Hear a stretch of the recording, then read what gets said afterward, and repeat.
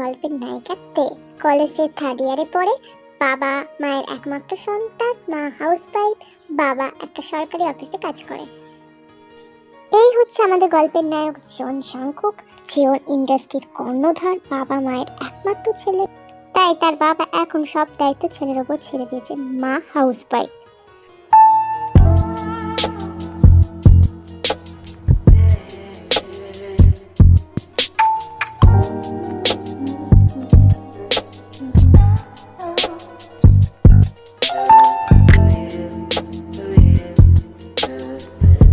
বাহ, আমার মেয়েটাকে কত সুন্দর লাগছে, কারোর যেন নজর না লাগে। উফ মা, চুপ করো তো, তুমি বেশি বলছো। ঠিক আছে ঠিক আছে, আর লজ্জা পেতে হবে না, তাড়াতাড়ি রেডি হয়ে নাও, ওনারা চলে আসবে। মেয়েটি মাথা নাড়ল আর মহিলাটি রুম থেকে চলে গেলেন। বাইরে থেকে আওয়াজ আসায় তে বুঝতে পারলো ছেলের বাড়ির লোক চলে এসেছে, তাই তে রেডি হয়ে বসে থাকলো। কিছুক্ষণ পর ওর মা রুমে এসে বলল, তে তুই রেডি তো? ওনারা চলে এসেছেন, তোকে দেখতে চাইছে। হ্যাঁ হ্যাঁ হ্যাঁ মা, আমি রেডি। খুব সুন্দর লাগছে আমার মেয়েকে, চল, ওরা অপেক্ষা করছে। এই বলে ইয়ঞ্জন দেবী তেকে নিয়ে নিচে গেলেন। ইয়ঞ্জন দেবী তেকে নিয়ে নিচে নেমে আসলেন। তে দেখলো তার বাবা দুজন ভদ্রলোক আর একজন ভদ্র মহিলার সাথে কথা বলছেন, আর তার পাশে একটা ছেলে বসে ফোন দেখছে। তে বুঝতে পারলো এই সেই ছেলে যার সাথে ওর বিয়ে হবে, আর তার পাশে যারা বসে আছে তার বাবা মা আর একজন রিলেটিভস বোধহয়। তে যখন এইসব নিয়ে ভাবছিল তখনই ভদ্রমহিলাটি তেকে ডেকে বলল, তে মা এখানে আয় তো, আর আমার পাশে বস। তে ওনার কথা শুনে ওনার পাশে গিয়ে বসলো। কি রে, তুই লজ্জা পাচ্ছিস নাকি? লজ্জা পেতে হবে না। আর শোন, আমি তোকে তুই করেই ডাকবো, তুই কিছু মনে করবি না তো? না না আন্টি, আপনি আমাকে তুই করেই ডাকুন, আমি কিছু মনে করব না। কিন্তু আমি তো মনে করব। কেন আন্টি? আমি তোকে তুই আর তে বলে ডাকছি, আর তুই আমাকে আপনি আর আন্টি বলে ডাকছি, এবার কিন্তু আমি রেগে যাব। আচ্ছা, এবার থেকে আমি তোমাকে তুমি বলে আর মামনি বলেই ডাকবো, ঠিক আছে? এই তো ভালো মেয়ে। শুধু ওকে মামনি বলবে আর আমাকে কোনো নামে ডাকবে না? তোমাকে আমি বাপি বলে ডাকবো, চলবে? বলবে মানে কি, দৌড়াবে? এই কথা শুনে সবাই হেসে ফেলে, শুধু ছেলেটি ছাড়া। ওর তো এগুলো বিরক্ত লাগছে। তাহলে আরে মেয়ে কি তোদের পছন্দ হয়েছে? পছন্দ মানে কি, খুব পছন্দ হয়েছে, কি বলো গিন্নি? একদম তাই। তবে আমি কি বলি শোনো, ওদের একবার নিজেদের মধ্যে কথা বলে নেওয়া উচিত। হ্যাঁ হ্যাঁ ঠিক বলেছো। তুই জাংকুককে নিয়ে তোর রুমে যা, গিয়ে তোরা কথা বল। মাথা নাড়িয়ে জাংকুককে নিয়ে নিজের রুমে গেল। আপনি বসুন না, দাঁড়িয়ে আছেন কেন?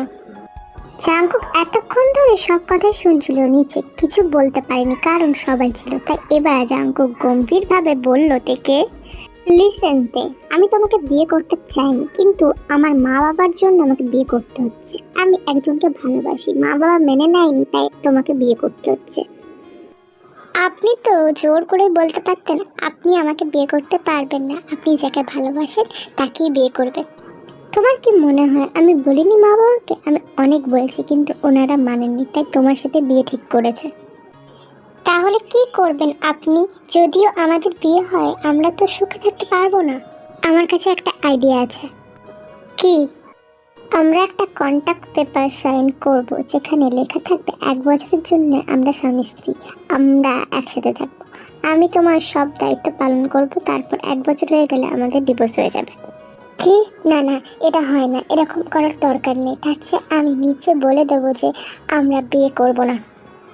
তোমার কি মনে হয় তুমি বলবে আর ওরা মেনে নেবে? আমার মা বাবা তোমাকে মেয়ের মতো ভালোবাসে, তোমাকে ওদের খুব পছন্দ হয়েছে, ওরা আমাদের বিয়ে দিয়েই ছাড়বে। তাহলে আমরা 1 বছর একসঙ্গে থাকবো, তারপর ওদের বলবো আমাদের মধ্যে ঝামেলা হচ্ছে, আমরা একসঙ্গে থাকতে চাই না, ডিভোর্স চাই, ব্যাস, ওরা আর কিছু বলতে পারবে না, আর আমাদের ডিভোর্স হয়ে যাবে। জাংকুকের কথা শুনে তে চুপ করে থাকলো। মনে ভয় আছে ওর। ও ভাবছে বাবাকে বলবে, কিন্তু পরক্ষণে ওর বাবার কথা ভাবলো। ওর বাবার সম্মানটা নষ্ট হবে, আর ও এটা হতে দেবে না। ওর বাবাকেও খুব ভালোবাসে। একে চুপ থাকতে থেকে জাংকুক বলল, কি হলো, চুপ করে আছো কেন? আমি রাজি। আচ্ছা তাহলে কাল সকালে কফি শপে দেখা করবো দুজনে। আমি তোমাকে ঠিকানা পাঠিয়ে দেবো মেসেজে, আর কালকে কন্ট্যাক্ট ব্যাপারটা সাইন করে নেব। তা তোমার নাম্বারটা দাও, ঠিকানাটা মেসেজে পাঠাতে হবে। তে আর কিছু বললো না, চুপ করে ওর ফোন নাম্বারটা দিয়ে দিল। তারপর একটু ইতস্তত হয়ে বলল, না মানে আপনার গার্লফ্রেন্ডের নাম জানতে পারি? তুমি জেনে কি করবে? আর শোনো, কন্ট্যাক্ট পেপারে এটাও লেখা থাকবে যে আমি তোমার ব্যাপারে কিছু বলবো না, আর তুমিও আমার ব্যাপারে কিছু বলবে না, ঠিক আছে? সরি, আর কিছু বলবো না আপনাকে। ঠিক আছে, আজ প্রথম তাই কিছু বললাম না। আর তুমি ওর নাম জিজ্ঞেস করে ঠিক করেছো, তোমার জানার দরকার। ওর নাম লিসা। নামটা খুব সুন্দর, মেয়েটা খুব লাকি, এই কারণে আপনার মতন মানুষকে পেয়েছে। জাঙ্কুক আর কিছু বলবে তার আগে নিচ থেকে ডাক আসলো, আর তাই ওদের নিচে চলে যেতে হলো। জাঙ্কুক আর তে দুজনে নিচে নেমে এলো। ওদের নিচে নেমে আসতে দেখে, কিরে মা, তুই বিয়েতে রাজি তো? আমার ছেলেকে পছন্দ হয়েছে তো তোর? জাঙ্কুকের মায়ের কথা শুনে তে জাঙ্কুকের দিকে তাকালো, দেখলো জাঙ্কুক ওর দিকে তাকিয়ে আবার ফোনের দিকে তাকালো। তারপর একটু হেসে বলল, হ্যাঁ মামনি, আমি রাজি বিয়েতে, আর উনি খুব ভালো মানুষ, আমার পছন্দ হয়েছে। আর পছন্দ, আমার পছন্দতে ওনার চাই আসে না মামনি, উনি তো আমাকে বিয়ে করতেই চায় না। আবার পছন্দ, ওনার পছন্দ তো অন্য একজন। কিরে মা, কি ভাবছিস এত? না না মামনি, কিছুই না। সুবিন, আজ আসি, আশীর্বাদের দিন ঠিক করে তোকে ফোন করে বলে দেবো, ঠিক আছে? হ্যাঁ হ্যাঁ আরেম, ঠিক আছে। কি বলো ইয়ঞ্জুন? হ্যাঁ, অসুবিধা নেই কোনো। তাহলে আজ আসলাম, দেখা তো হতেই থাকবে এখন। হ্যাঁ একদম। কিরে মা, মাঝে মাঝে ফোন করে কথা বলবো। হ্যাঁ মামনি, তোমার সাথে আর বাপির সাথে ফোন করে কথা বলবো। ওরা হেসে বেরিয়ে গেল। ওরা চলে যেতেই তে নিজের রুমে চলে যায়, গিয়ে দরজা বন্ধ করে তারপর ওয়াশরুমে ফ্রেশ হতে চলে যায়। কিছুক্ষণ পর ফ্রেশ হয়ে এসে আয়নার সামনে যায়। নিজেকে দেখে নিজেরই অসহায় লাগছে। কত স্বপ্ন দেখেছে যে যখন বিয়ে হবে তখন ও আর ওর বরের সঙ্গে সুখের সংসার করবে, ওর বর ওকে কত ভালোবাসবে। এগুলো ভেবে একটা তাচ্ছিল্যে হাসি হেসে বলল, আর বিয়ে মাত্র 1 বছরের কন্ট্যাক্ট ম্যারেজ বলতে গেলে, তারপর সে এই বাড়িতে চলে আসা, আমার ভাগ্যটাই খারাপ। হঠাৎ ওর ফোনে একটা মেসেজ ঢুকলো। তে ফোনটা হাতে নিয়ে দেখলো একটা আননোন নম্বর থেকে মেসেজ এসেছে।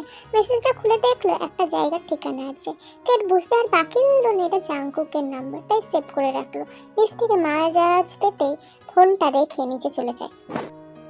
তে নিচে নেমে আসলো মায়ের ডাকে। তেকে আসতে দেখে ওর মা বলল, তুই চলে এসেছিস, এই নে খেয়ে নে। আর শোন, জিন দেবী ফোন করেছিলেন, বলেছেন কালকে নাকি জাঙ্কুক তোর সাথে দেখা করবে। কোথায় নিয়ে যাবে তোকে? ঠিক আছে, আমি রেডি হয়ে বেরিয়ে যাব। তারপর আর কিছু না বলে সবাই খেতে শুরু করলো। আর তের খাওয়া হয়ে গেলে ও নিজের রুমে চলে যায়। রুমে গিয়ে ফোন হাতে নিয়ে দেখলো 10টা মিস কল জাঙ্কুকে। এতগুলো মিস কল দেখে তে ফোন করলো।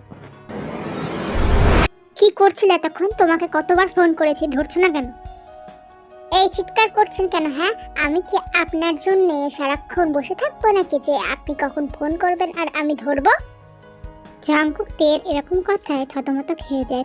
তারপরে চুপ করে থাকতে দেখে তে বলল, এখন আপনি চুপ করে আছেন কেন, বলুন।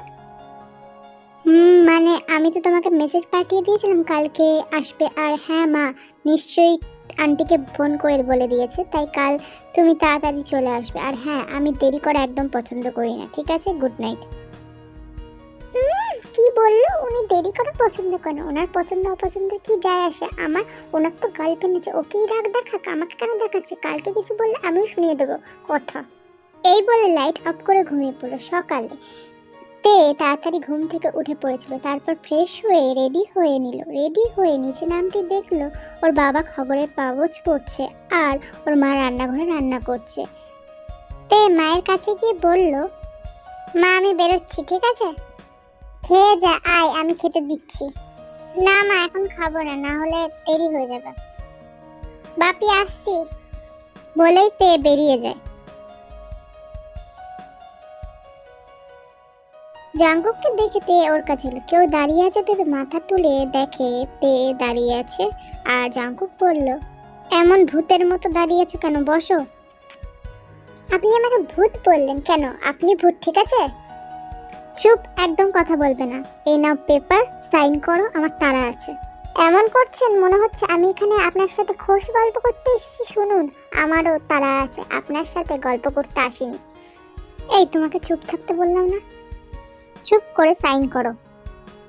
হ্যাঁ হ্যাঁ করছি। তে সিগনেচার করে দিল, আর জাংকুক আগেই করে রেখেছিল। সাইন হয়ে যাওয়ার পর তে উঠতে যাবে, তখনই জাংকুক বলল, আমি কি তোমাকে উঠতে বলেছি? চুপ করে বসো। একবার বললে কথা কানে যায় না? তে আর কিছু না বলে বসে পড়লো চুপচাপ। আর জাংকুক একজন ওয়েটারকে ডাকলো। ওয়েটার আসলো, আর ওয়েটারকে জাংকুক বলল, 2 কফি, একটা চিনি ছাড়া ব্ল্যাক কফি। Okay sir. এই বলে ওয়েটার চলে যায়। আর জাংকুক তের দিকে তাকালে দেখে তেও ওর দিকে তাকিয়ে আছে। তা দেখে জাংকুক বলল, কি হলো, কি দেখছো? না, আপনি যে বললেন আপনার নাকি তাড়া আছে, তো এখনো বসে আছেন কেন? তোমারটা দেখি আমি এখানে বসে আছি, তাতে তোমার খারাপ লাগছে? আপনার সাথে কথা বলাই বেকার, আমি আর কথাই বলবো না। That's good idea. এতক্ষণে তুমি একটা ভালো কথা বললে। জাংকুকের কথায় তে রেগে ওর দিকে তাকালো। তে কিছু বলতে যাবে তার আগে ওয়েটার ওদের কফি নিয়ে আসলেন। তারপর কফি খেয়ে ওরা বেরিয়ে গেল। দেখতে দেখতে বেশ কিছুদিন কেটে যায়। আর জাংকুক আর তের আশীর্বাদ, হ্যাঁ কদিন আগে ওদের আশীর্বাদের দিন ঠিক করা আছে। সকাল থেকে সুবিন আর ইয়নজুন কাজে ব্যস্ত। তে তাড়াতাড়ি সকালে উঠে স্নান করে রেডি হতে শুরু করে দিয়েছে, কারণ জাংকুকরা চলে আসবে।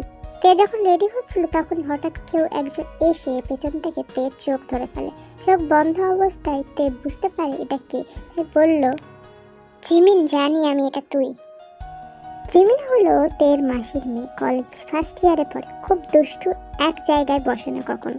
জিমিন তের সামনে এসে দাঁড়ালো। তে দেখলো জিমিন মুখ ফুলিয়ে আছে।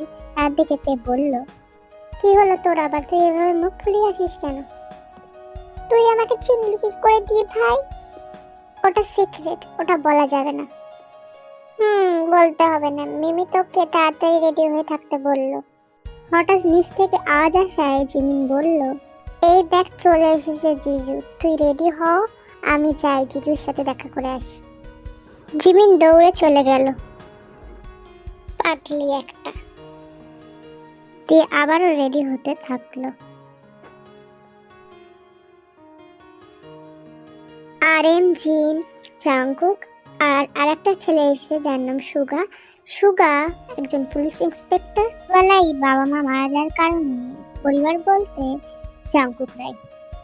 জিমিন তো বুঝতেই পারছে না কোনটা ওর জিজু, কারণ জিমিন জাংকুককে আগে দেখেনি। তাই জাংকুকের বদলে সুগার কাছে গিয়ে বলল, হাই জিজু, আমি তোমার ওয়ান অ্যান্ড অনলি মিষ্টি শালিকা।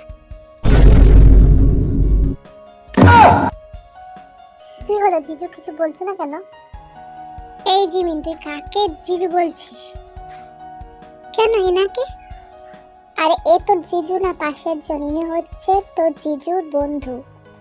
এই যা, ভুল হয়ে গেল, সরি। সবাই হাসলো জিমিনের কথা। আর জাংকুকের দিকে তাকিয়ে জিমিন এবার বলল, হাই জিজু, আমি তোমার ওয়ান অ্যান্ড অনলি শালিকা, তাই তো? তেকে নিয়ে আসা হোক। হ্যাঁ জিমিন, যা গিয়ে দি ভাইকে নিয়ে আয়। জিমিন গিয়ে তেকে নিয়ে আসলো। দেখে তো জাংকুকের দিক থেকে চোখই সরাতে পারছে না। সুগার এক ধাক্কায় জাংকুক বাস্তবে ফিরে আসলো। আর ও মনে মনে বলল, কি হচ্ছে এটা আমার সাথে? আমি কেন ওর দিকে তাকিয়েছি? না না, আমি ওর দিকে তাকাবো না। শুধু এক বছর হয়ে গেলে আমি লিসাকে বিয়ে করবো। আর এই নাটক আর সহ্য হয় না। কি রে ভাই, কার কথা ভাবছিস? এত যার কথা ভাবছিস সে কিন্তু তোর সামনেই দাঁড়িয়ে আছে। দেখ সুগা, এসব ইয়ার্কি করিস না। তুই জানিস আমি লিসাকে ভালোবাসি। তাহলে তুই এই বিয়েটা করছিস কেন বলে দে। আমি বলেছিলাম শুনিনি, তাই বিয়েটা করতে হচ্ছে। তুই মেয়েটার কথা ভাব, ও কি দোষ করেছে? তুই ওর সাথে এটা করতে পারিস না। শোন, ও জানে আর আমাদের একটা কন্টাক্ট আছে, 1 বছর পর আমাদের ডিভোর্স হয়ে যাবে। তুই এটা ঠিক করছিস না, একদিন তোকে পস্তাতে হবে।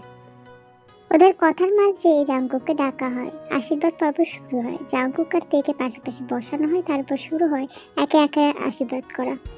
আর এম জিন তেকে আশীর্বাদ করে একটা সোনার বালা দিলেন। আর তের বাবা মা জাংকুককে আশীর্বাদ করে একটা সোনার চেন দিল। তারপর আশীর্বাদ পর্ব হয়ে গেলে বড়রা গল্প করতে শুরু করলো আর ছোটদের বললো যে উপরে গিয়ে গল্প করতে। তাই তে, জিমিন, চাঙ্কু আর সুগাকে নিয়ে উপরে রুমে চলে গেল।